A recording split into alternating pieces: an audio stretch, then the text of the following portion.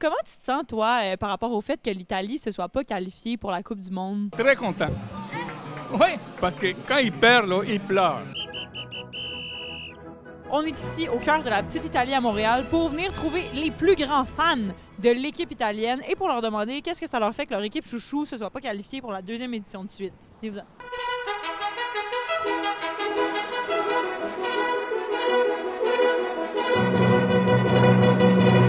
J'adore le foot. Est-ce que vous trouvez que ça change beaucoup l'ambiance du quartier, le fait que l'Italie soit...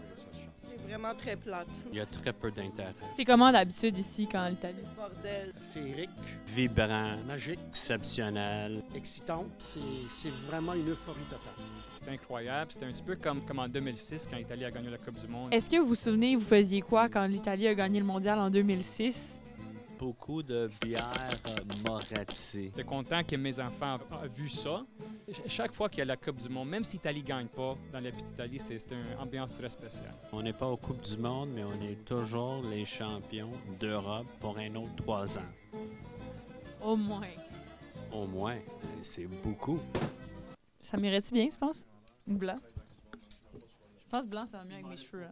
Dans un match Italie versus Canada, tu penses que c'est qui gagnerait? En anglais, on appelle ça trick question.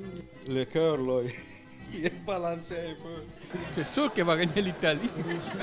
Est-ce que ça change quelque chose pour l'entreprise, le fait que, dans le fond, l'Italie ne se soit pas qualifiée? Il y a moins de personnes qui sont présentes sur la rue. C'est toujours un ou peut-être le meilleur vendeur pendant les Coupes du Monde. Ça fait mal. Ouais. C'est sûr que vous avez des bars qui sont un peu plus tranquilles, des cafés qui sont un peu plus tranquilles, des gens qui ont un certain désintérêt.